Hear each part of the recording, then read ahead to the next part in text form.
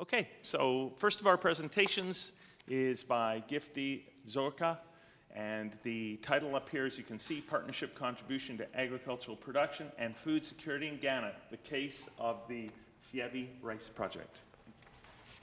Thank you. My name is Gifty, as you rightly said. I'm a first-year PhD student in the Department of Anthropology here in the University of Manitoba. I'm presenting some findings from my MA research, and today I'll be presenting on partnership contribution to agricultural production and food security in Ghana, and I'll focus on Fievi Rice Project. As we all know, achieving food security is a major challenge for many developing countries, including Ghana. So this is the outline for my presentation. I'll give you some background information, and I'll work through to conclude with my thoughts. Now, how close are we to 100% food security in the world?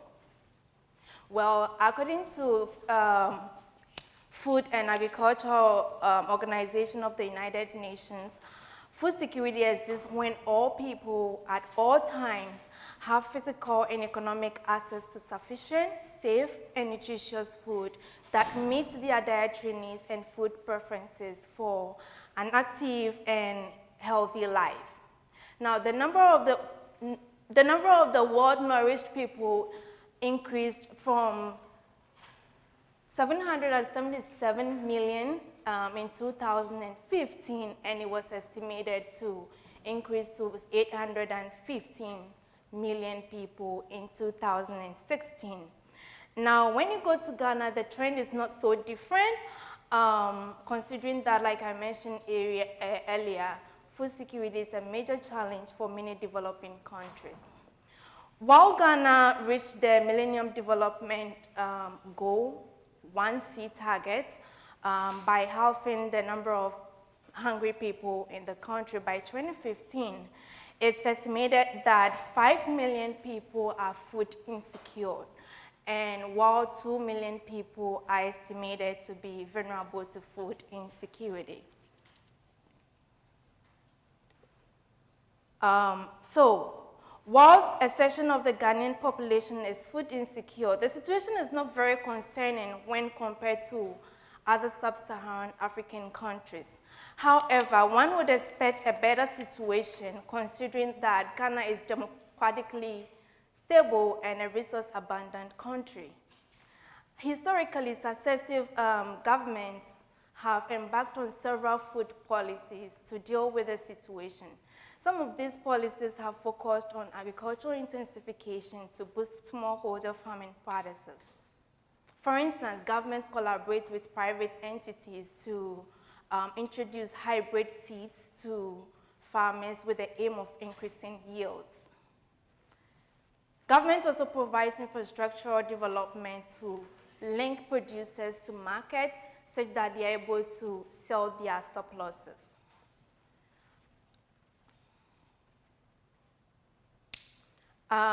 And also government and international organizations have called on private investors to invest in agriculture, large-scale agricultural production, and they often make reference to availability of arable land and human labor in the country.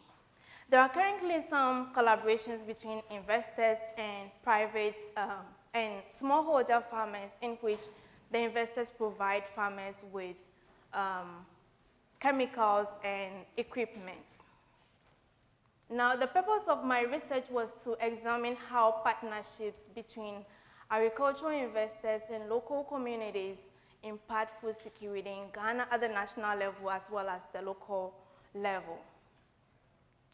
So I focused on the Fievi Rice Project because it's a partnership between the Fievi community and the Global Agricultural Development Company, GADCO, which is a Netherlands-based company, and the project was initiated in 2011. I focused on that project because the community used its communal land as a tool to enter into a profit-sharing partnership with the company.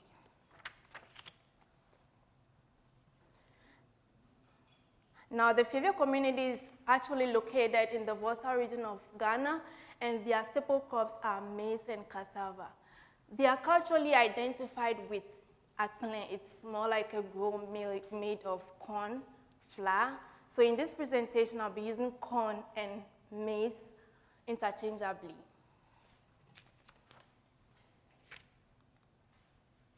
My research was actually ethnographically grounded, where I engaged in participant observation. I accompanied some farmers to their various farms, and I also hung out with some employees from the paddy farm. I conducted some interviews with project managers as well as representatives of the company. And I also conducted some focus group discussions.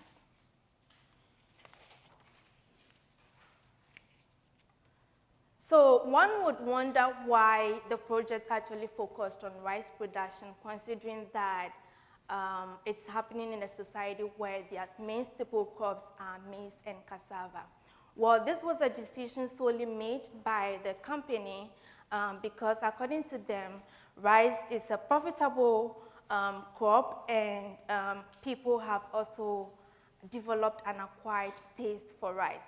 They are also of the view that the import rate of rice in the country is high, so they decided to go into rice production.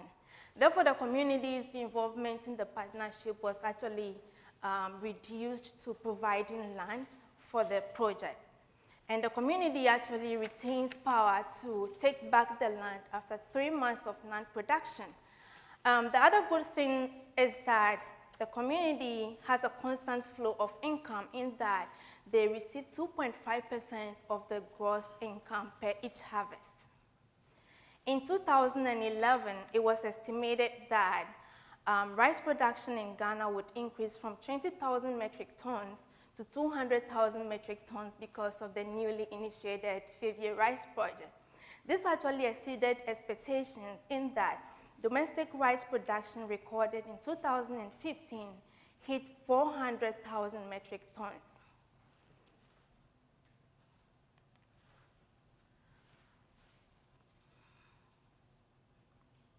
Although the 5-year rice project can be said to be a success story in terms of the community's continued control over their land, individual members of the community have lost access to the land.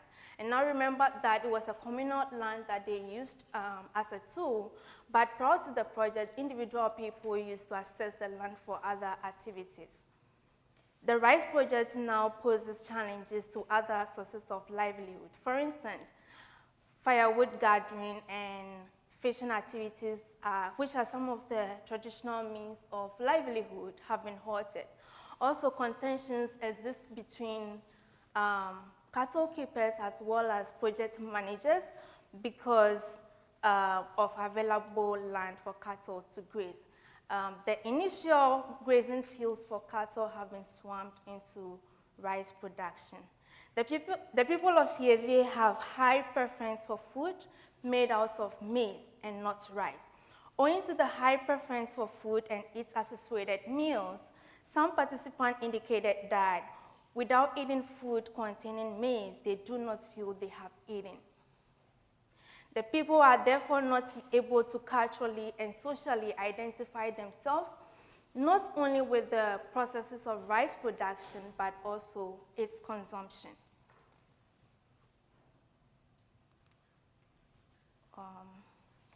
So what does all this mean for us? Just a minute. Another major observation that I made was the shifting attention from maize to rice production. Foremost, a rice production outgrower program has been developed for the smallholder farmers called Copper Connect, in which the company plows land and provides the farmers with chemicals and expertise. Also, smallholder farmers, particularly men, are employed on the paddy farm. There's therefore less time and energy for maize production, considering that it's a seasonal crop. It is important to emphasize that attention is shifting from maize to rice production, but the people still maintain high preference for maize meals. So personally, I'm of the view that government and investors have adopted a technocratic approach to food security at the expense of local people's right to define, maintain, and improve on their food systems. Agricultural development projects in the country lack attention to the culturally appropriate food component of food security. Thus, initiatives do not contextualize food security. The Fievie Rice Project has increased rice production in the country. It can be said that it has boosted national food security only if food security is to be understood in terms of availability of food. Even so, continued increase in rice production could cripple the existing local food system and subsistence in the Fievie community.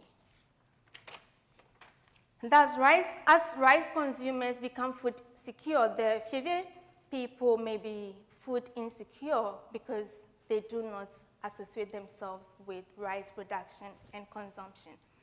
Partnerships in agricultural productions can be a good strategy for local people to retain power over their land and to control land grabs, as illustrated in the community's ability to take back their land after 3 months of non-production.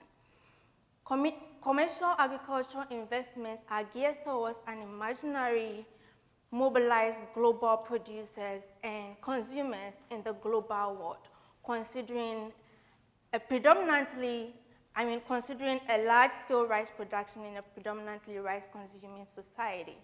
A food security approach without a particular attention to meaning, values, and interests that people ascribe to food, as well as their right and ability to solve their own problems, may not be a sustainable strategy for achieving 100% food security.